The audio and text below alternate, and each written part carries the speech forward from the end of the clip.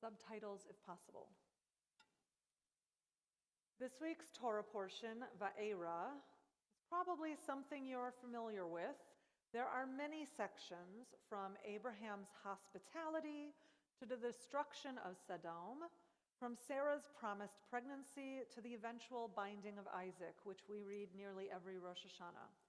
There is so much in here, we could probably spend 4 or 5 weeks just on this parsha. You may recall that just before Sodom is destroyed, Abraham debates God regarding this promised destruction. Abraham asks God to save Sodom if there are 50 righteous people. And then, what about 45? Do I hear 40, 30, 20, 10? 10 righteous people? All it will take is 10 righteous people, the number that eventually leads Jews to require 10 folks to make a minyan, to gather to say certain prayers to God. But how does this argument even unfold? Genesis chapter 18:17 says, Adonai said, "Shall I hide from Abraham what I am about to do? Abraham will surely become a great nation and a powerful nation, and all nations of the earth will be blessed through him. For I have chosen him so that he will direct his children and his household after him to keep the ways of Adonai by doing what is right and just, so that Adonai will bring about for Abraham what he has promised him." God is debating God's self, asks if God should keep the plans to destroy Sodom a secret. The argument seems to be that Abraham must be given the opportunity to show some form of righteousness and justness in this situation, because that is what he will need to teach his descendants. God gives Abraham the opportunity to speak out on behalf of Sodom, to argue against power for justice. And God even appears to compromise on the punishment based on this argument. But ultimately, Sodom is destroyed. There are not 10 righteous people enabling it to be saved. Lot and his family are the only ones to escape.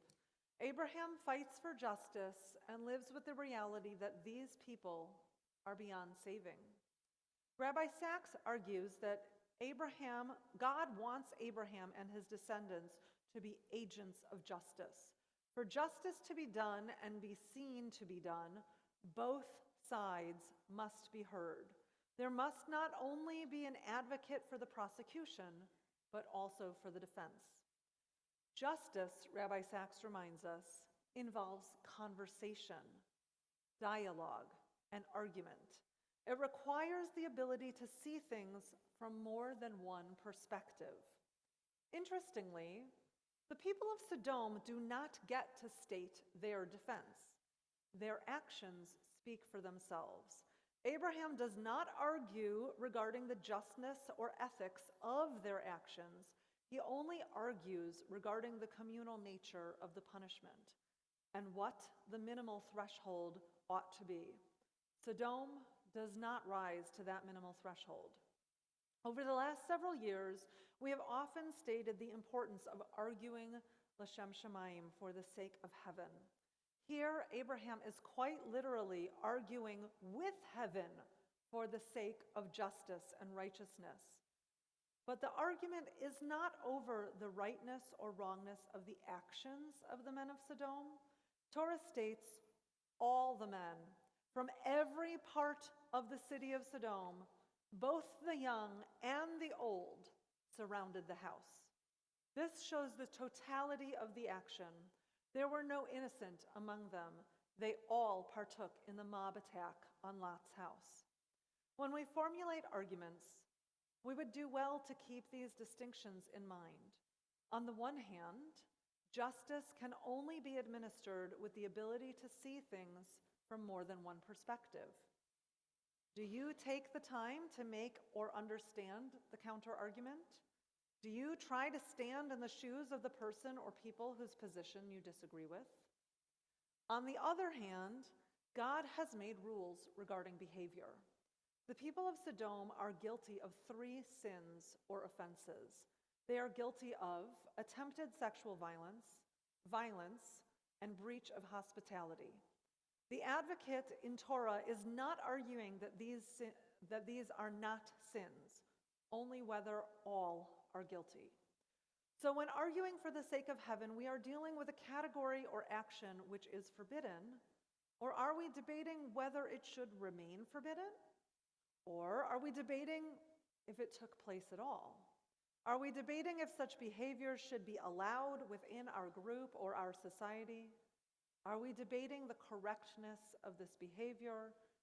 Or are we debating the humanity of those engaged in it?